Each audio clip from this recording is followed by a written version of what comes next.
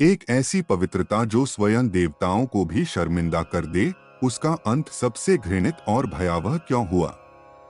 हजारों साल पहले मध्ययुगीन भारत के राजपूताना में एक शक्तिशाली साम्राज्य था जिसका नाम था देवगढ़। इस राज्य के शासक महाराजा वीरेंद्र सिंह एक न्यायप्रिय और पराक्रमी राजा थे, जिनकी ख्याति दूर दूर तक फैली हुई थी।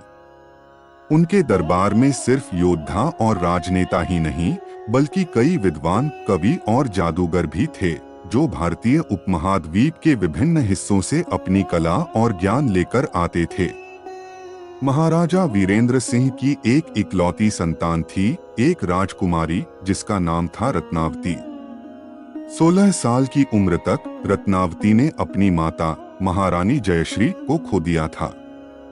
इस दुखद घटना के बाद रत्नावती अपने पिता और अपने 3 बड़े भाइयों युवराज विक्रम, राजकुमार अर्जुन और राजकुमार उदय के साथ रहती थी। रत्नावती की सुंदरता की तुलना अक्सर पूर्णिमा के चंद्रमा से की जाती थी, लेकिन उससे भी ज्यादा प्रशंसनीय उसकी धार्मिकता और दयालुता थी। वह अपनी दिनचर्या का अधिकांश समय भगवान शिव की पूजा अर्चना में व्यतीत करती थी। सुबह ब्रह्मा मुहूर्त में उठकर वह पवित्र सरोवर में स्नान करती और फिर कई घंटों तक ध्यान और पूजा करती। उसकी भक्ति इतनी गहरी थी कि उसने अपने महल के भीतर ही एक छोटा सा मंदिर बना रखा था, जहां वह एकांत में अपनी आध्यात्मिक साधना करती थी। राजकुमारी रत्नावती की दयालुता भी अद्वितीय थी। वह गरीबों, बीमारों और असहायों की मदद के लिए हमेशा तत्पर रहती थी। उसने अपने राज्य में कई भोजनालय और औषधालय खुलवाए थे, जहां हर जरूरतमंद को मुफ्त भोजन और दवाएं मिलती थीं। उसकी नेक नीति और निस्वार्थ सेवा भाव के कारण लोग उसे पुण्यवती कहकर पुकारने लगे थे। एक दिन जब रत्नावती अपने मंदिर में ध्यान मग्न थी, एक रहस्यमयी घटना हुई। मंदिर के भीतर अचानक तेज रोशनी फैल गई और हवा में एक अजीब सी सुगंध भर गई। तभी भगवान शिव की मूर्ति से एक दिव्य आवाज गूंजी, हे पुण्यवती, तेरी भक्ति और सेवा से मैं प्रसन्न हूँ। आज से तुम्हें एक विशेष वरदान दिया जाता है। तुम जब भी किसी की पीड़ा को महसूस करोगी, तो तुम्हें उस पीड़ा को दूर करने का एक उपाय मिल जाएगा। यह उपाय तुम्हें गुप्त रूप से प्राप्त होगा और इसका उपयोग केवल तभी किया जाना चाहिए जब कोई और रास्ता न हो। लेकिन एक बात याद रखना, इस शक्ति का उपयोग कभी भी अपने स्वार्थ के लिए या किसी को धोखा देने के लिए मत करना, वरना इसका भयानक परिणाम भुगतना पड़ेगा। रत्नावती ने आंखें खोली और चारों ओर देखा। रोशनी और सुगंध गायब हो चुकी थी, लेकिन उसके मन में एक अजीब सी शांति और आत्मविश्वास भर गया था। उसने उस दिव्य वरदान के बारे में किसी को नहीं बताया। कुछ समय बाद राज्य में एक भयानक महामारी फैल गई। लोग बड़ी संख्या में मरने लगे और राज्य के वैद्य भी असहाय हो गए। रत्नावती ने अपने पिता से कहा कि वह महामारी को रोकने के लिए कुछ करना चाहती है। महाराजा वीरेंद्र सिंह ने अपनी बेटी की बात सुनी और उसे अनुमति दी। रत्नावती ने अपने वरदान का उपयोग करने का फैसला किया। उसने अपनी आंखें बंद की और उस पीड़ा को महसूस किया जो राज्य के लोग अनुभव कर रहे थे। तभी उसके मन में एक प्राचीन आयुर्वेदिक नुस्खा प्रकट हुआ। यह नुस्खा एक दुर्लभ जड़ी बूटी और पवित्र गंगाजल के मिश्रण से बनाया जाना था। रत्नावती ने अपने सबसे विश्वसनीय सेवक को बुलाकर उस जड़ी बूटी को लाने के लिए भेजा। कुछ दिनों के भीतर नुस्खा तैयार हो गया और रत्नावती ने इसे अपने हाथ से लोगों को पिलाना शुरू किया। धीरे धीरे महामारी का प्रकोप कम होने लगा और लोग ठीक होने लगे। रत्नावती की ख्याति और भी बढ़ गई और लोग उसे देवदूत कहकर पुकारने लगे। लेकिन रत्नावती के इस नए वरदान की खबर उसके भाइयों तक भी पहुंच गई। युवराज विक्रम, जो स्वभाव से महत्वाकांक्षी और सत्ता के लालची थे, इस बात से ईर्ष्या करने लगे। उन्होंने सोचा, अगर मेरी बहन के पास ऐसी शक्तियां हैं, तो वह मेरे शासनकाल के लिए खतरा बन सकती है। लोग उसे मुझसे ज्यादा पसंद करेंगे। विक्रम ने अपने छोटे भाई राजकुमार उदय को अपने साथ मिला लिया। उदय भी सत्ता के लिए लालायित था और उसे लगा कि विक्रम की मदद करके वह भी कुछ लाभ उठा सकता है। लेकिन राजकुमार अर्जुन, जो स्वभाव से सरल और ईमानदार था, इस षड्यंत्र से अनभिज्ञ था। धीरे धीरे रत्नावती और उसके भाइयों के बीच दूरियां बढ़ने लगीं। रत्नावती ने महसूस किया कि उसके भाई उससे कुछ छिपा रहे हैं, लेकिन वह उनकी मंशा को समझ नहीं पा रही थी। एक दिन जब वह अपने भाइयों से बात करने गई, तो उसने देखा कि वे आपस में किसी गुप्त योजना पर बात कर रहे थे। जब उन्होंने उसे देखा तो वे चुप हो गए। रत्नावती ने पूछा, भैया क्या हुआ? आप मुझसे कुछ छिपा रहे हैं क्या? विक्रम ने मुस्कुराते हुए कहा, नहीं छोटी बहन, हम तो बस राज्य के कुछ महत्वपूर्ण मामलों पर चर्चा कर रहे थे। तुम चिंता मत करो, तुम अपनी पूजा पाठ पर ध्यान दो। रत्नावती को विक्रम की बातों पर विश्वास नहीं हुआ। उसने महसूस किया कि कुछ तो गड़बड़ है। इसी दौरान उसके मन में एक और विचार आया। क्या यह सब कुछ उस वरदान का परिणाम तो नहीं था? क्या उसके वरदान ने उसके और उसके परिवार के बीच दरार डाल दी थी? अचानक रत्नावती के पिता महाराजा वीरेंद्र सिंह गंभीर रूप से बीमार पड़ गए। उनकी हालत दिन प्रतिदिन बिगड़ती जा रही थी और राज्य के सबसे बड़े वैद्य भी उनकी बीमारी का पता नहीं लगा पा रहे थे। युवराज विक्रम ने राज्य के ज्योतिषियों और तांत्रिकों को बुलाया, लेकिन कोई भी महाराजा की बीमारी का कारण नहीं बता पाया। रत्नावती ने अपने पिता की पीड़ा को महसूस किया और अपने वरदान का उपयोग करने का फैसला किया। उसने अपनी आंखें बंद की और अपने पिता की पीड़ा पर ध्यान केंद्रित किया। तभी उसके मन में एक भयानक रहस्य उजागर हुआ। उसके पिता की बीमारी किसी प्राकृतिक कारण से नहीं, बल्कि एक काले जादू के कारण हुई थी, जिसे किसी ने गुप्त रूप से उनके भोजन में मिला दिया था। और यह काला जादू किसी और ने नहीं, बल्कि उसके अपने भाई युवराज विक्रम ने किया था। रत्नावती के शरीर में एक अजीब सी ठंडक दौड़ गई। वह यह सुनकर स्तब्ध रह गई कि उसका अपना भाई, जिसे वह बहुत प्यार करती थी, अपने ही पिता को मारने की साजिश रच रहा था। उसने तुरंत अपने वरदान से प्राप्त जानकारी का उपयोग करके एक औषधीय मिश्रण तैयार किया। उसने एक दुर्लभ जड़ी बूटी को पीसकर एक पाउडर बनाया और उसे एक पवित्र जल में मिला दिया। उसने यह मिश्रण अपने पिता को पिलाया। कुछ ही घंटों में महाराजा वीरेंद्र सिंह की हालत में सुधार होने लगा और वे धीरे धीरे ठीक होने लगे। लेकिन इस घटना ने रत्नावती के मन में एक गहरा घाव छोड़ दिया था। वह अपने भाई के विश्वासघात से बहुत दुखी थी। उसने फैसला किया कि वह अपने भाई के इस षड्यंत्र का पर्दाफाश करेगी। रत्नावती ने अपने भाई अर्जुन को बुलाया और उसे सब कुछ बता दिया। अर्जुन, जो अपने पिता और बहन से बहुत प्यार करता था, यह सुनकर सदमे में आ गया। उसने कहा, छोटी बहन, तुम यह क्या कह रही हो? हमारे भाई विक्रम ऐसा कैसे कर सकते हैं? रत्नावती ने कहा, भैया, मैं तुम्हें सब कुछ साबित कर सकती हूँ। मैंने अपने वरदान का उपयोग करके यह सब पता लगाया है। अर्जुन ने रत्नावती पर विश्वास किया और दोनों ने मिलकर विक्रम के षड्यंत्र को उजागर करने का फैसला किया। लेकिन वे यह नहीं जानते थे कि उनका अगला कदम उन्हें एक ऐसे रास्ते पर ले जाएगा जहां से वापसी मुमकिन नहीं थी। रत्नावती और अर्जुन ने आधी रात को एक गुप्त बैठक की। उन्होंने अपने पिता को बचाने और विक्रम के षड्यंत्र को उजागर करने के लिए एक योजना बनाई। योजना के अनुसार अर्जुन अगले दिन महाराजा के दरबार में एक महत्वपूर्ण घोषणा करने वाला था और रत्नावती उस दौरान अपने वरदान का उपयोग करके विक्रम को बेनकाब करेगी। अगली सुबह दरबार पूरी तरह से भरा हुआ था। महाराजा वीरेंद्र सिंह सिंहासन पर बैठे थे। उनके चेहरे पर अब भी बीमारी की कुछ थकान बाकी थी। उनके तीनों बेटे उनके बगल में खड़े थे। रत्नावती एक कोने में शांत बैठी हुई थी। उसके चेहरे पर दृढ़ता के भाव थे।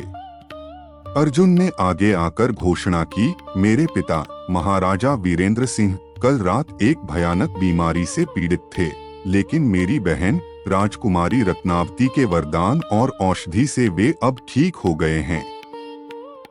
यह एक चमत्कार है और हम सब इसके लिए उनका आभार व्यक्त करते हैं।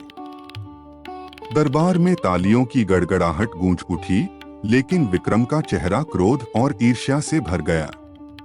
वह जानता था कि उसकी योजना विफल हो गई है।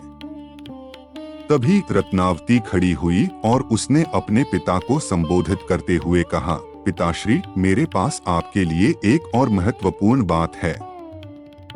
महाराजा वीरेंद्र सिंह ने अपनी बेटी की ओर देखा। क्या है मेरी बेटी? रत्नावती ने अपने वरदान का उपयोग किया। उसने अपनी आंखें बंद की और अपने मन में एक पुरानी रहस्यमयी औषधि की रेसिपी देखी। फिर उसने अपने सामने रखी एक खाली थाली पर अपना हाथ रखा और उस पर एक अजीब सी ऊर्जा महसूस की। तभी थाली पर धूल के कणों से एक रेखाचित्र उभर आया। यह एक गुप्त नक्शा था, जिसमें महल के भीतर एक गुप्त कमरे का रास्ता दिखाया गया था। रत्नावती ने अपनी आंखें खोली और अपने पिता से कहा, पिताश्री, मैं जानती हूँ कि आप कैसे बीमार हुए। आपकी बीमारी किसी साधारण कारण से नहीं, बल्कि काले जादू के कारण हुई थी, जिसे गुप्त रूप से आपके भोजन में मिलाया गया था। इस जादू का स्रोत इस नक्शे में छुपा है। दरबार में सन्नाटा छा गया। सभी ने हैरानी से उस नक्शे की ओर देखा। विक्रम का चेहरा पीला पड़ गया। महाराजा वीरेंद्र सिंह ने रत्नावती से पूछा, तुम यह क्या कह रही हो रत्नावती? किसने ऐसा करने की हिम्मत की? रत्नावती ने सीधे विक्रम की ओर इशारा किया, आपके अपने बेटे युवराज विक्रम ने। विक्रम क्रोध में दहाड़ा, यह बकवास है। यह मेरी बहन की ईर्ष्या है। वह मेरी जगह लेना चाहती है। महाराजा वीरेंद्र सिंह ने विक्रम से पूछा, क्या यह सच है विक्रम?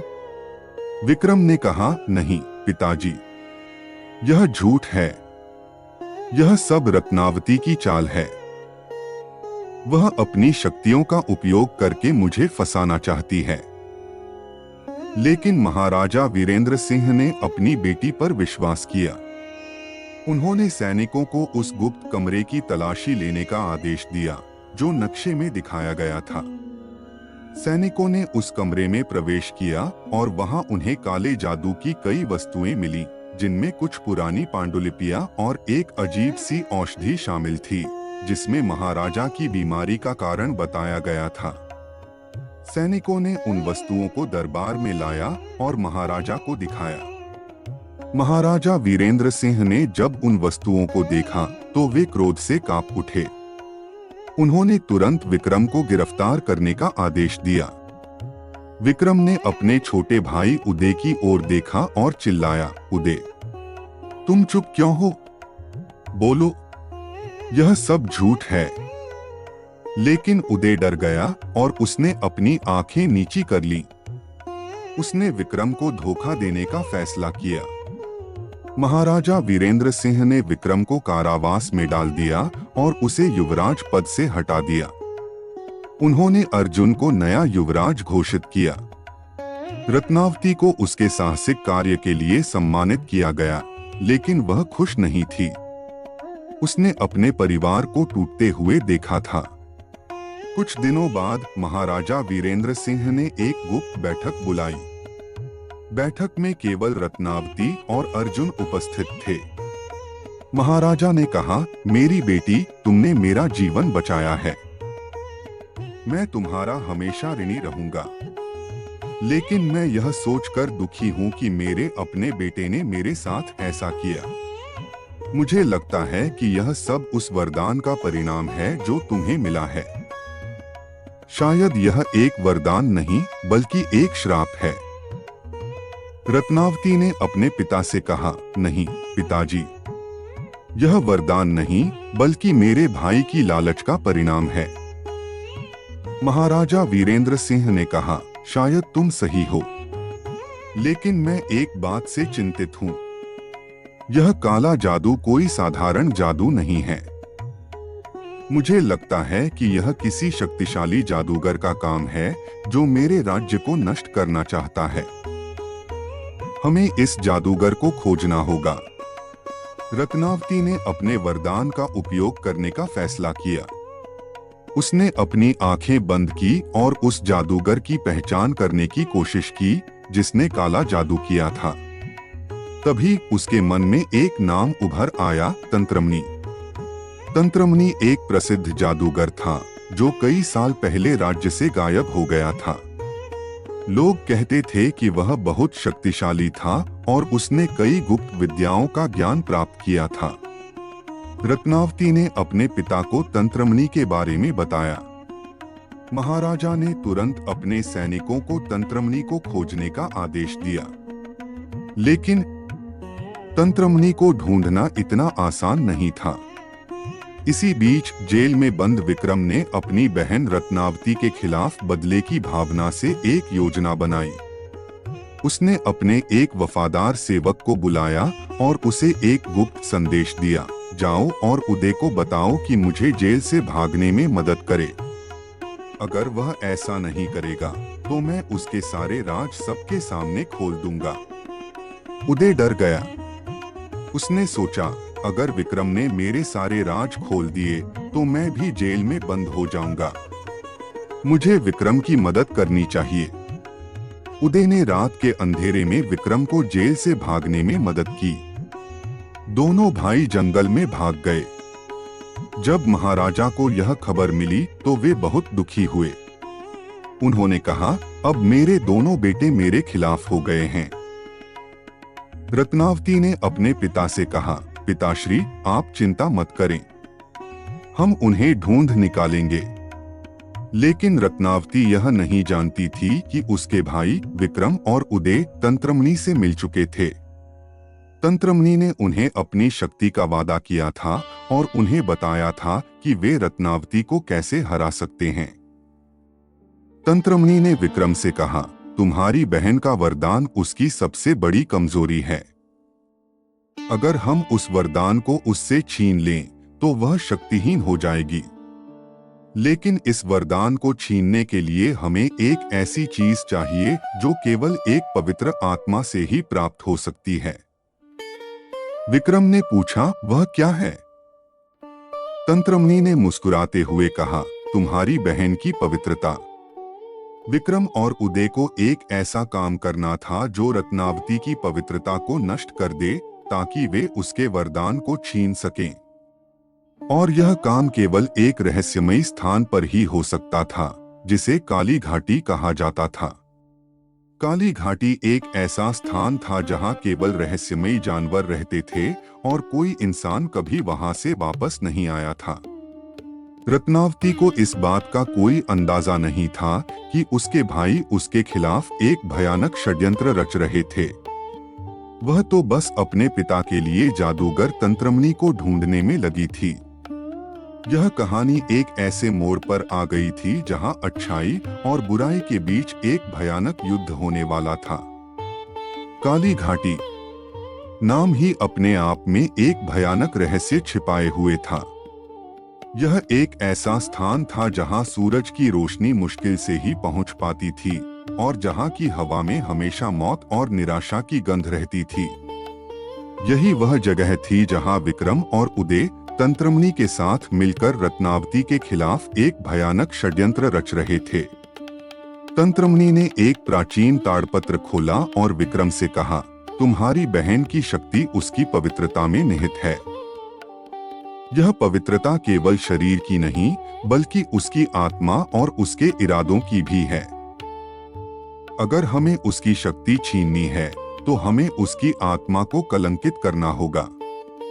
हमें उसे एक ऐसा काम करने के लिए मजबूर करना होगा जो उसकी पवित्रता को नष्ट कर दे। विक्रम ने पूछा, लेकिन हम ऐसा कैसे करेंगे? तंत्रमणि ने एक रहस्यमय मुस्कान के साथ कहा, हम उसे एक ऐसे जाल में फंसाएंगे जहां उसे अपने पिता को बचाने के लिए एक ऐसा निर्णय लेना होगा जो उसकी पवित्रता के खिलाफ हो। मैं जानता हूं कि तुम्हारी बहन का सबसे बड़ा डर क्या है, अपने पिता को खोना। हम इसी डर का फायदा उठाएंगे। उसी समय रत्नावती अपने सबसे वफादार अंगरक्षक रुद्र के साथ तंत्रमणि को खोजने के लिए यात्रा पर निकल पड़ी थी। उन्होंने कई दिनों तक घोड़े पर यात्रा की और आखिरकार काली घाटी के प्रवेश द्वार पर पहुंचे। रुद्र ने रत्नावती से कहा, राजकुमारी, यहाँ की हवा भी अच्छी नहीं लग रही है। मुझे लगता है कि हमें वापस जाना चाहिए। रत्नावती ने दृढ़ता से कहा, रुद्र, मेरे पिता का जीवन खतरे में है। मैं वापस नहीं जाऊंगी। मुझे यहाँ आने के लिए अपने वरदान से संकेत मिला है। वे दोनों धीरे धीरे घाटी के भीतर प्रवेश किए। जैसे ही वे अंदर गए, हवा में एक अजीब सी ऊर्जा महसूस होने लगी।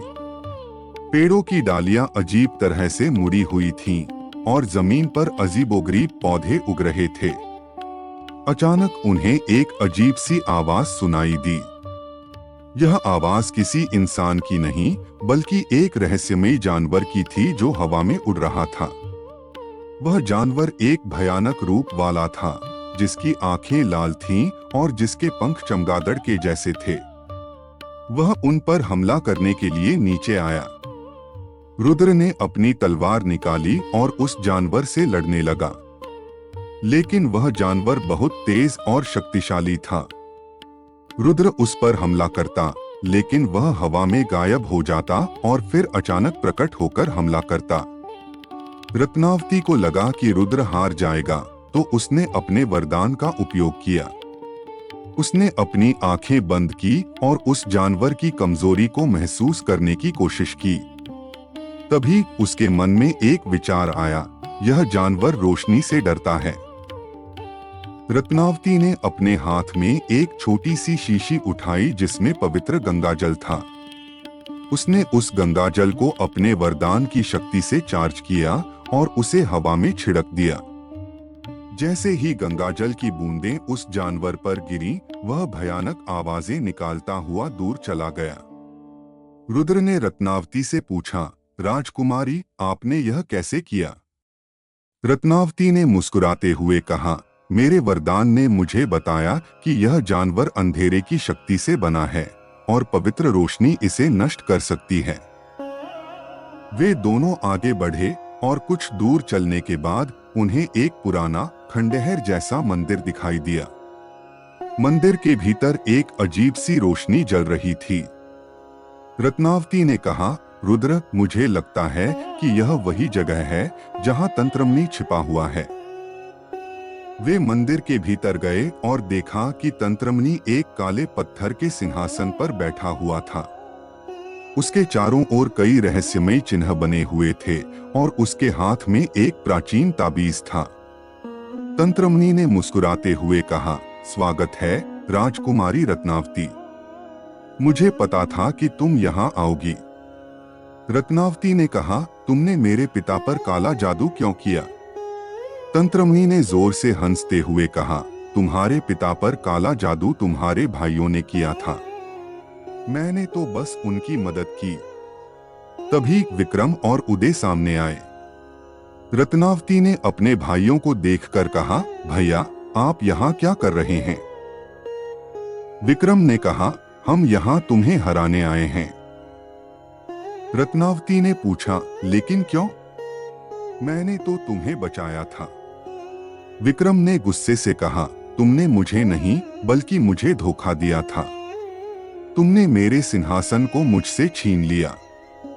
अब मैं तुम्हें तुम्हारी शक्ति से वंचित करूंगा। तंत्रमणि ने अपने हाथ में एक ताबीज उठाया और कहा, राजकुमारी, मैं तुम्हें एक मौका देता हूं। अगर तुम अपनी पवित्रता को त्याग देती हो और मेरी शक्ति को स्वीकार करती हो तो मैं तुम्हें तुम्हारे पिता को बचाने का एक और मौका दूंगा। अगर तुम ऐसा नहीं करती हो तो तुम्हारे पिता मर जाएंगे। रत्नावती ने अपने पिता के जीवन और अपनी पवित्रता के बीच एक कठिन चुनाव किया। उसने सोचा, अगर मैं अपने पिता को बचाती हूँ तो मुझे अपनी पवित्रता त्यागनी होगी, और अगर मैं अपनी पवित्रता रखती हूँ तो मेरे पिता मर जाएंगे। तभी एक और रहस्यमय घटना हुई। रत्नावती के गले में एक छोटा सा लॉकेट था जो उसकी माँ ने उसे दिया था। वह लॉकेट अचानक चमकने लगा और उसमें से एक दिव्य आवाज गूंजी, अपनी पवित्रता को मत छोड़ो, यह तुम्हारी सबसे बड़ी शक्ति है। अगर तुम अपनी पवित्रता त्याग देती हो तो तुम सब कुछ खो दोगी। रत्नावती ने उस आवाज को सुना और एक साहसिक फैसला लिया। उसने तंत्रमणि से कहा, मैं अपनी पवित्रता नहीं छोड़ूंगी। मैं अपने पिता को बचाने का एक और तरीका खोजूंगी। तंत्रमणि ने जोर से हंसते हुए कहा, तुम बहुत भोली हो राजकुमारी। अब तुम मेरे गुस्से का सामना करो। तंत्रमणि ने अपनी जादुई शक्ति का उपयोग करके एक भयानक ऊर्जा पैदा की जो रत्नावती की ओर आ रही थी। रत्नावती ने अपने वरदान का उपयोग करने का फैसला किया। उसने अपनी आंखें बंद की और उस ऊर्जा को महसूस करने की कोशिश की। तभी उसके मन में एक विचार आया, यह ऊर्जा केवल एक ही तरीके से नष्ट हो सकती है, और वह है प्रेम की शक्ति। रत्नावती ने अपने भाइयों की ओर देखा और कहा, भैया, मैं आपसे बहुत प्यार करती हूँ, मुझे माफ कर दो। जैसे ही उसने ये शब्द कहे, तंत्रमणि की जादुई शक्ति कमजोर हो गई और वह पीछे हट गया। तंत्रमणि ने हैरानी से रत्नावती की ओर देखा और कहा, तुमने यह कैसे किया? रत्नावती ने कहा, मेरी पवित्रता प्रेम की शक्ति है, तुम इसे कभी नष्ट नहीं कर सकते। तंत्रमणि ने एक बार फिर हमला किया, लेकिन रत्नावती की शक्ति ने उसे रोक दिया। तभी अचानक मंदिर में एक बड़ा धमाका हुआ और तंत्रमणि, विक्रम और उदय गायब हो गए। रत्नावती और रुद्र ने मंदिर छोड़ दिया और वापस महल की ओर चले गए। रत्नावती यह जानकर खुश थी कि उसने अपने पिता को बचा लिया, लेकिन वह यह भी जानती थी कि उसके भाई कहीं छिपे हुए थे और वे वापस आएंगे।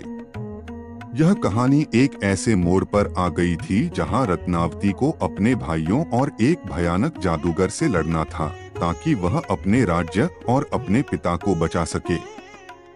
महल में वापस लौटकर रत्नावती ने अपने पिता को सारी कहानी बताई। महाराजा वीरेंद्र सिंह ने जब सुना कि उनके अपने बेटे उनके खिलाफ थे तो उनका दिल टूट गया। उन्होंने दुहक और क्रोध के मिले-जुले भावों से कहा, मैंने सोचा था कि वे मेरे बाद राज्य को संभालेंगे, लेकिन उन्होंने मेरे ही खिलाफ षड्यंत्र रचा। मैं उन्हें कभी माफ नहीं करूंगा। महाराजा ने पूरे राज्य में एक फरमान जारी किया कि जो भी विक्रम और उदय के ठिकाने के बारे में बताएगा, उसे 1000 सोने की मुहरों का इनाम दिया जाएगा। लेकिन विक्रम और उदय बहुत चालाक थे। वे तंत्रमणि के साथ एक गुप्त स्थान पर छिपे हुए थे, जहां कोई भी उन्हें ढूंढ नहीं सकता था। इस बीच महल में एक अजीब सी शांति छा गई थी। युवराज अर्जुन ने राज्य की बागडोर संभाली थी और वह बहुत ही ईमानदारी और न्याय के साथ शासन कर रहे थे। लेकिन रत्नावती के मन में एक अजीब सी बेचैनी थी। उसे लग रहा था कि यह तूफान से पहले की शांति है। एक दिन जब रत्नावती अपने मंदिर में ध्यान कर रही थी, उसने अचानक एक अजीब सी आवाज सुनी। यह आवाज किसी इंसान की नहीं, बल्कि एक भयानक राक्षस की थी। राक्षस ने उसे कहा, राजकुमारी, मैं जानता हूं कि तुम बहुत शक्तिशाली हो, लेकिन तुम्हारी शक्ति का स्रोत क्या है? तुम्हारी पवित्रता। मैं जानता हूं कि तुम्हारी पवित्रता को कैसे नष्ट किया जा सकता है। रत्नावती ने अपनी आंखें खोली और देखा कि वह राक्षस गायब हो गया था लेकिन उसके शब्द उसके दिमाग में गूंज रहे थे। वह डर गई।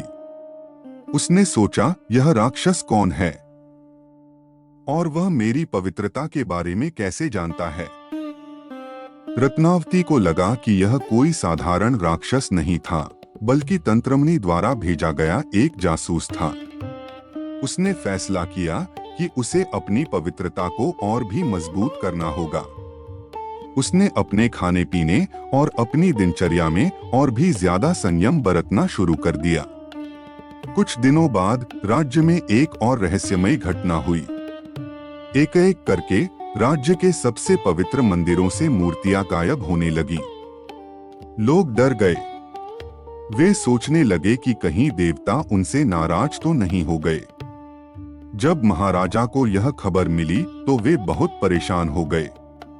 उन्होंने अपने सभी पुजारियों और विद्वानों को बुलाया और उनसे इस घटना का कारण पूछा, लेकिन कोई भी इसका कारण नहीं बता पाया। रत्नावती ने अपने पिता से कहा, पिताश्री, मुझे लगता है कि यह तंत्रमणि का काम है। वह चाहता है कि लोग अपनी आस्था खो दें। वह जानता है कि हमारे राज्य की ताकत हमारे लोगों की आस्था में है। महाराजा वीरेंद्र सिंह ने कहा, तुम्हें क्या लगता है रत्नावती, हमें क्या करना चाहिए? रत्नावती ने अपने वरदान का उपयोग करने का फैसला किया।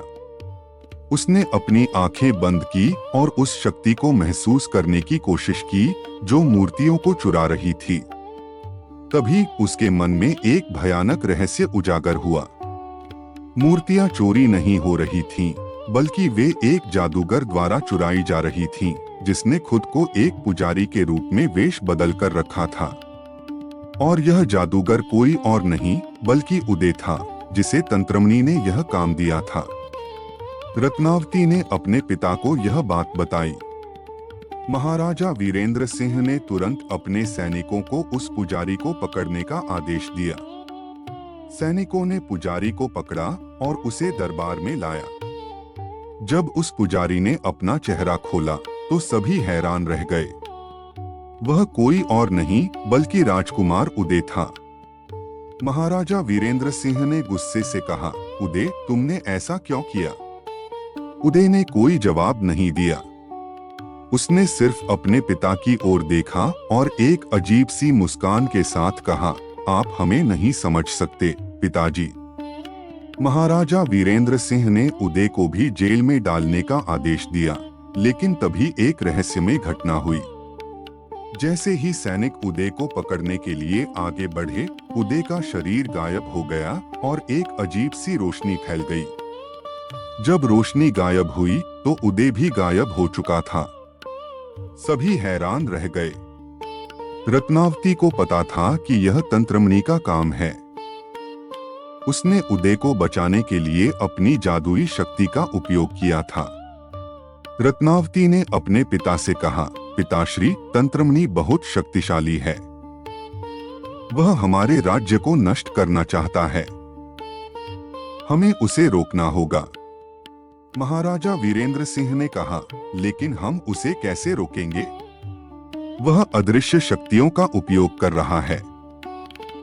रत्नावती ने कहा, हमें उसके इरादों को समझना होगा। वह सिर्फ मूर्तियां ही नहीं बल्कि हमारे लोगों की आस्था भी चुरा रहा है। अगर लोग अपनी आस्था खो देंगे तो हम कमजोर हो जाएंगे।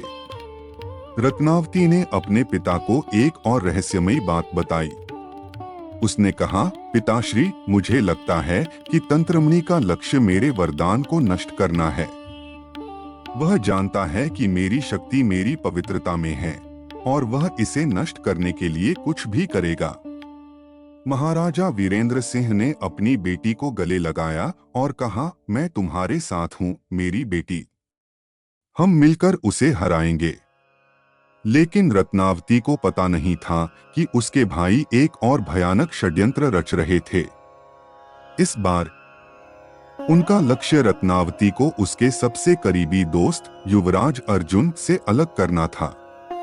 तंत्रमणि ने विक्रम से कहा, तुम्हारी बहन का सबसे बड़ा सहारा उसका भाई अर्जुन है।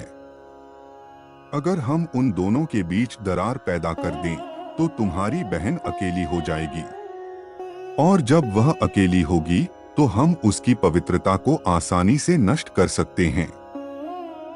विक्रम और उदय ने एक योजना बनाई।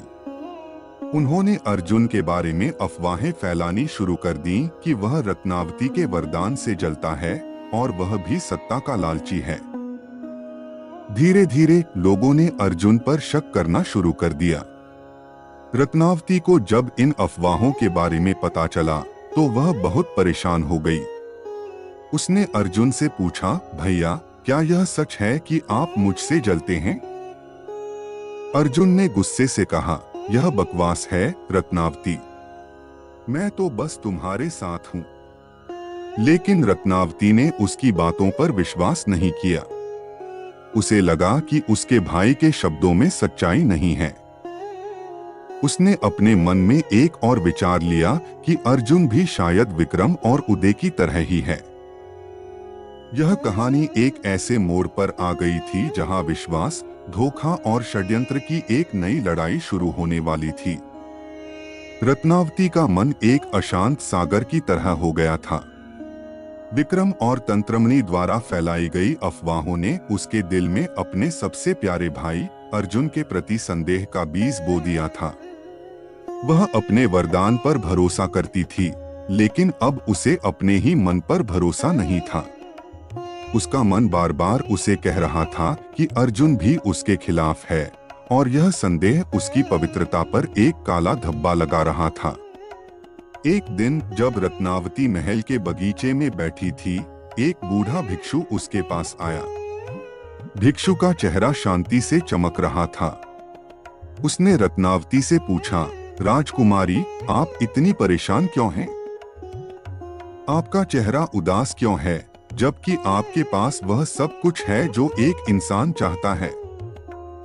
रत्नावती ने कहा, हे पूज्यवर, मेरे मन में संदेह का तूफान चल रहा है। मुझे नहीं पता कि मुझे किस पर विश्वास करना चाहिए। मुझे लगता है कि मेरे अपने भाई मेरे खिलाफ हैं। भिक्षु ने मुस्कुराते हुए कहा, संदेह एक ऐसा जहर है जो इंसान की आत्मा को धीरे धीरे नष्ट कर देता है। यह किसी भी बाहरी दुश्मन से ज्यादा खतरनाक है, क्योंकि यह आपके भीतर से आपको मारता है। रत्नावती ने पूछा, तो मुझे क्या करना चाहिए? भिक्षु ने कहा, अपनी आंखें बंद करें और अपने वरदान पर ध्यान केंद्रित करें। आपका वरदान सिर्फ आपको भविष्य के बारे में नहीं बताता, बल्कि यह आपको सत्य और असत्य के बीच का अंतर भी बताता है। अपने दिल की सुने, न कि अपने मन की। रत्नावती ने भिक्षु की सलाह मानी और अपनी आंखें बंद की। उसने अपने वरदान का उपयोग करने का फैसला किया, लेकिन इस बार उसने अपनी शक्ति का उपयोग अपने भाई अर्जुन के बारे में सच्चाई जानने के लिए किया। जैसे ही उसने अपनी आंखें बंद की, उसे अर्जुन का चेहरा दिखाई दिया। लेकिन अर्जुन का चेहरा दो भागों में विभाजित था। एक भाग में वह मुस्कुरा रहा था और उसके चेहरे पर प्यार और वफादारी के भाव थे, जबकि दूसरे भाग में वह गुस्से से भरा हुआ था और उसके चेहरे पर ईर्ष्या और नफरत के भाव थे। रत्नावती भ्रमित हो गई। उसने सोचा, इसका क्या मतलब है? क्या अर्जुन सच्चा है या झूठा? रत्नावती ने महसूस किया कि उसका वरदान काम नहीं कर रहा था। उसके मन में संदेह का अंधेरा इतना गहरा था कि वह सच्चाई को देख नहीं पा रही थी। तभी विक्रम और तंत्रमणि की योजना सफल होने लगी। उन्होंने अफवाहें फैलानी शुरू कर दी कि रत्नावती ने अपने पिता पर जादू किया है ताकि वह खुद सिंहासन पर बैठ सके। उन्होंने लोगों को यह भी बताया कि रत्नावती का वरदान एक वरदान नहीं, बल्कि एक काला जादू है जो उसने किसी दुष्ट जादूगर से सीखा है। धीरे धीरे लोगों ने रत्नावती पर शक करना शुरू कर दिया। वे उसे पुण्यवती के बजाय जादूगरनी कहकर पुकारने लगे। जब रत्नावती ने सुना कि लोग उसके बारे में ऐसी बातें कर रहे हैं, तो उसका दिल टूट गया। उसे लगा कि उसने सब कुछ खो दिया है। महाराजा वीरेंद्र सिंह भी इन अफवाहों से परेशान थे। उन्होंने रत्नावती को बुलाया और उससे पूछा, मेरी बेटी, क्या यह सच है कि तुम किसी जादूगर से मिली थी? लोग कहते हैं कि तुम्हारा वरदान एक काला जादू है। रत्नावती ने अपने पिता से कहा, पिताश्री, यह सब झूठ है। मेरे भाइयों ने यह अफवाहें फैलाई हैं ताकि वे मुझे बदनाम कर सकें। लेकिन महाराजा वीरेंद्र सिंह ने रत्नावती की बातों पर विश्वास नहीं किया। उनका मन भी संदेह से भर गया था। उन्होंने अपनी बेटी से कहा, तुम कुछ दिनों के लिए महल से बाहर रहो, जब तक कि यह तूफान शांत नहीं हो जाता। रत्नावती को लगा कि उसके पिता ने भी उस पर विश्वास करना छोड़ दिया है। वह रोने लगी और महल छोड़कर चली गई। जब अर्जुन को यह खबर मिली तो वह बहुत परेशान हुआ। उसने अपने पिता से कहा, पिताश्री, आप रत्नावती पर विश्वास क्यों नहीं करते? वह निर्दोष है। महाराजा वीरेंद्र सिंह ने अर्जुन से कहा, मैं नहीं जानता अर्जुन, मेरा मन भ्रमित है। अर्जुन ने फैसला किया कि वह रत्नावती को ढूंढेगा और उसे वापस लाएगा। वह जानता था कि उसकी बहन की पवित्रता खतरे में थी और अगर उसने उसे नहीं बचाया तो वह सब कुछ खो देगी। उसी समय रत्नावती एक सुनसान जंगल में भटक रही थी। वह भूख और प्यास से व्याकुल थी। उसके मन में एक ही विचार था, मैंने अपनी पवित्रता खो दी है। तभी उसके सामने एक भयानक राक्षस प्रकट हुआ। यह वही राक्षस था जिसने उसे महल में डराया था। राक्षस ने रत्नावती से कहा, तुम्हें लगता है कि तुम पवित्र हो? तुम्हारी पवित्रता अब संदेह और निराशा से भर गई है। अब तुम शक्तिहीन हो। राक्षस ने रत्नावती पर हमला किया। रत्नावती ने अपने वरदान का उपयोग करने की कोशिश की, लेकिन उसके हाथ से कोई शक्ति नहीं निकली। उसे लगा कि उसकी शक्ति चली गई है। तभी अर्जुन वहां आया। उसने राक्षस को देखा और अपनी तलवार निकाली। राक्षस ने अर्जुन पर हमला किया, लेकिन अर्जुन ने बहादुरी से उसका सामना किया। दोनों के बीच एक भयानक युद्ध हुआ। रत्नावती ने अपने भाई को अपने लिए लड़ते हुए देखा और उसे अपनी गलती का एहसास हुआ। उसने सोचा, मैंने अपने भाई पर संदेह क्यों किया? उसने हमेशा मेरा साथ दिया है। रत्नावती ने अपनी आंखें बंद की और अपने संदेह को अपने मन से निकालने की कोशिश की। उसने अपने भाई के प्रति अपने प्यार पर ध्यान केंद्रित किया। धीरे धीरे उसके मन में संदेह का बादल छंट गया और उसकी आत्मा फिर से शुद्ध हो गई। जैसे ही उसकी आत्मा शुद्ध हुई, उसके हाथ से एक तेज रोशनी निकली जिसने राक्षस को जला दिया। राक्षस चीखता हुआ हवा में गायब हो गया। रत्नावती ने अर्जुन की ओर देखा और कहा, भैया, मुझे माफ कर दो, मैंने तुम पर संदेह किया। अर्जुन ने मुस्कुराते हुए कहा, कोई बात नहीं छोटी बहन, तुम्हारा संदेह तुम्हारी पवित्रता पर एक अस्थायी दाग था जो अब हट गया है। लेकिन वे यह नहीं जानते थे कि तंत्रमणि और विक्रम उन्हें दूर से देख रहे थे। तंत्रमणि ने मुस्कुराते हुए कहा, मैंने सोचा था कि वह संदेह से टूट जाएगी, लेकिन उसने प्रेम से उसे हरा दिया। अब हमें उसकी पवित्रता को नष्ट करने के लिए एक और तरीका खोजना होगा, और यह तरीका किसी भी पिछले तरीके से ज्यादा खतरनाक और भयानक था। तंत्रमणि की आंखें क्रोध से जल रही थीं। रत्नावती की प्रेम की शक्ति ने उसके सबसे बड़े वार को भी नाकाम कर दिया था। उसने विक्रम और उदय से कहा, उसकी पवित्रता प्रेम में है, हमें उसकी पवित्रता को उसी प्रेम से नष्ट करना होगा। विक्रम ने पूछा, लेकिन कैसे? तंत्रमणि ने एक शैतानी मुस्कान के साथ कहा, हम उसे एक ऐसा भयानक जाल देंगे जिसमें वह खुद फंस जाएगी। वह अपने पिता के लिए कुछ भी कर सकती है, यहाँ तक कि अपनी पवित्रता को भी दांव पर लगा सकती है। उसी रात रत्नावती और अर्जुन महल लौट आए। महाराजा वीरेंद्र सिंह ने रत्नावती को गले लगाया और उससे माफी मांगी। मेरी बेटी, मुझे माफ कर दो, मैंने तुम पर विश्वास नहीं किया। रत्नावती ने कहा, पिताश्री कोई बात नहीं, अब हम सब मिलकर इस शैतान का सामना करेंगे। लेकिन अगले दिन सुबह महाराजा वीरेंद्र सिंह की हालत अचानक बिगड़ने लगी। उनका शरीर धीरे धीरे पत्थर में बदलने लगा था। राज्य के सभी वैद्य और जादूगर हैरान थे। वे कुछ नहीं कर पा रहे थे। रत्नावती ने अपने पिता को देखा और डर गई। उसने अपने वरदान का उपयोग करने का फैसला किया, लेकिन इस बार उसने अपने मन में एक अजीब सी चेतावनी महसूस की। उसे लगा कि उसके पिता की यह स्थिति किसी साधारण जादू से नहीं, बल्कि किसी बहुत ही पुराने और शक्तिशाली श्राप से हुई थी, जिसे पाषाण श्राप कहते थे। तभी तंत्रमणि महल के बीचों बीच प्रकट हुआ। उसने एक भयानक हंसी के साथ कहा, राजकुमारी, तुम्हारे पिता का शरीर अब पत्थर में बदल रहा है। यह एक ऐसा श्राप है जिसे तुम्हारी कोई शक्ति नहीं रोक सकती। रत्नावती ने गुस्से से कहा, तुम क्या चाहते हो? तंत्रमणि ने कहा, मैं तुम्हें एक मौका देता हूं। इस श्राप को केवल एक ही तरीके से रोका जा सकता है। तुम्हें अपनी सबसे पवित्र चीज को त्यागना होगा। तुम्हें अपनी पवित्रता को किसी ऐसे व्यक्ति को देना होगा जिसने कभी कोई पवित्र काम न किया हो।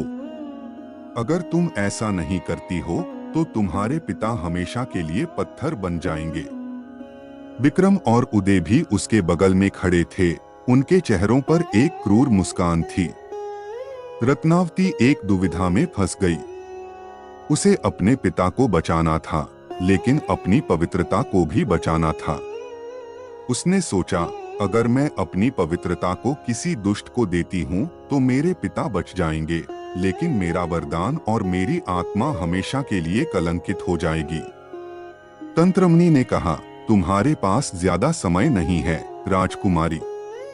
तुम्हारे पिता का आधा शरीर पहले ही पत्थर बन चुका है। रत्नावती ने अपने पिता की ओर देखा। उसकी आंखें आंसुओं से भर गईं। उसने सोचा, मैं अपने पिता को मरने नहीं दे सकती। तभी उसके मन में एक भयानक विचार आया। उसने सोचा कि वह अपनी पवित्रता अपने भाई विक्रम को दे सकती है, जिसने उसे धोखा दिया था। उसने सोचा, विक्रम ने कभी कोई अच्छा काम नहीं किया। अगर मैं उसे अपनी पवित्रता देती हूँ तो शायद वह बदल जाएगा। रत्नावती ने एक साहसिक फैसला लिया। उसने तंत्रमणि से कहा, मैं तैयार हूँ, लेकिन मैं अपनी पवित्रता तुम्हें नहीं बल्कि अपने भाई विक्रम को दूंगी। तंत्रमणि और विक्रम हैरान रह गए। तंत्रमणि ने कहा, यह एक अच्छा सौदा है। तुम्हारा भाई पवित्रता प्राप्त करेगा और तुम अपने पिता को बचा लोगी। रत्नावती ने विक्रम की ओर देखा और कहा, भाई, मैं तुम्हें अपनी पवित्रता देती हूँ। मुझे उम्मीद है कि तुम इसका अच्छा उपयोग करोगे। रत्नावती ने अपने हाथ में एक छोटी सी शीशी उठाई जिसमें पवित्र गंगा जल था। उसने अपने वरदान से उस जल को चार्ज किया और विक्रम के हाथ पर डाला। जैसे ही जल की बूंदें विक्रम के हाथ पर गिरी, एक तेज रोशनी निकली और विक्रम का शरीर चमकने लगा। सभी ने देखा कि विक्रम के चेहरे पर एक अजीब सी शांति आ गई थी। वह पहले से ज्यादा शांत और दयालु दिखने लगा था। उसकी आंखों में चमक थी। रत्नावती ने अपने पिता की ओर देखा और देखा कि उनका शरीर फिर से सामान्य हो रहा था। पाषाण श्राप धीरे धीरे हट रहा था, लेकिन रत्नावती ने महसूस किया कि उसकी अपनी शक्ति जा रही थी। उसका वरदान उससे दूर जा रहा था। उसे लगा कि उसने सब कुछ खो दिया है। विक्रम ने अपने हाथों को देखा और कहा, यह क्या है? मैं क्या महसूस कर रहा हूँ? तंत्रमणि ने जोर से हंसते हुए कहा, यह पवित्रता है विक्रम, और अब यह मेरी है। तंत्रमणि ने अपनी जादुई शक्ति का उपयोग करके विक्रम के शरीर से पवित्रता को छीन लिया। विक्रम का शरीर फिर से वैसा ही हो गया जैसा वह पहले था। रत्नावती ने देखा कि तंत्रमणि ने उसे धोखा दिया था। उसने अपनी पवित्रता खो दी थी, लेकिन तंत्रमणि ने उसे छीन लिया था। रत्नावती को लगा कि उसकी सबसे बड़ी गलती यही थी कि उसने किसी दुष्ट पर विश्वास किया। तंत्रमणि ने एक भयानक हंसी के साथ कहा, राजकुमारी, तुमने अपनी पवित्रता को एक दुष्ट को दिया। तुमने एक महान पाप किया है। अब तुम शक्तिहीन हो और तुम्हारे पिता फिर से बीमार हो जाएंगे। रत्नावती ने अपने पिता की ओर देखा और देखा कि उनका शरीर फिर से पत्थर में बदलने लगा था। यह कहानी एक ऐसे मोड़ पर आ गई थी जहां रत्नावती ने अपनी सबसे बड़ी गलती की थी और अब उसे इसका भयानक परिणाम भुगतना था। रत्नावती की आंखें आंसू से भरी थीं। उसने अपनी पवित्रता खो दी थी और अपने पिता को भी। वह शक्तिहीन हो गई थी। तंत्रमणि ने अपनी शैतानी हंसी के साथ कहा, राजकुमारी, तुमने अपनी पवित्रता को एक दुष्ट को दिया और अब तुम्हारे पास कुछ नहीं बचा है। विक्रम और उदय भी हैरान थे। उन्होंने सोचा था कि वे अपनी बहन को हरा देंगे, लेकिन उन्होंने देखा कि वे भी हार गए थे। तंत्रमणि ने उन्हें भी धोखा दिया था। तभी रत्नावती ने अपने पिता की ओर देखा। उनका शरीर धीरे धीरे पत्थर में बदल रहा था। रत्नावती को लगा कि उसके पास अब कुछ नहीं बचा है। तभी उसके मन में एक विचार आया। उसने सोचा, मैंने अपनी पवित्रता को एक ऐसे व्यक्ति को देने की कोशिश की जो इसके लायक नहीं था। मैंने अपने वरदान का दुरुपयोग किया। रत्नावती ने अपने पिता की ओर देखा और एक साहसिक फैसला लिया। उसने जोर से कहा, तंत्रमणि, तुमने मुझे धोखा दिया है, लेकिन तुम मेरी आत्मा को नहीं हरा सकते। मेरी पवित्रता मेरे दिल में है। तंत्रमणि ने हंसते हुए कहा, तुम्हारे पास अब कोई शक्ति नहीं है, रत्नावती। रत्नावती ने कहा, शायद मेरे पास कोई शक्ति नहीं है, लेकिन मेरे पास प्रेम की शक्ति है। यह प्रेम की शक्ति ही मेरी सबसे बड़ी पवित्रता है। रत्नावती ने अपनी आंखें बंद की और अपने पिता के लिए प्रार्थना करना शुरू किया। उसने अपनी प्रार्थना में कहा, हे मेरे भगवान, मेरे पिता को बचा लो। मैं अपनी जान भी देने को तैयार हूं, लेकिन मेरे पिता को बचा लो। यह प्रार्थना किसी शक्ति के लिए नहीं, बल्कि एक सच्चे दिल से निकली थी। रत्नावती ने अपने पिता को बचाने के लिए खुद को बलिदान करने का फैसला किया था। अचानक एक तेज रोशनी रत्नावती के शरीर से निकली। यह रोशनी इतनी शक्तिशाली थी कि तंत्रमणि और उसके दोनों भाई उसकी ओर देख भी नहीं पा रहे थे। तंत्रमणि का शरीर जलने लगा और वह चीखने लगा। रत्नावती ने अपनी आंखें खोली और देखा कि उसके पिता का शरीर पूरी तरह से सामान्य हो गया था। पाषाण श्राप पूरी तरह से हट गया था। तभी विक्रम और उदय ने देखा कि तंत्रमणि का शरीर राख में बदल गया था। उसकी जादुई शक्ति खत्म हो गई थी। रत्नावती ने अपने भाइयों की ओर देखा और कहा, तुम्हें लगता है कि तुम मुझे हरा सकते हो।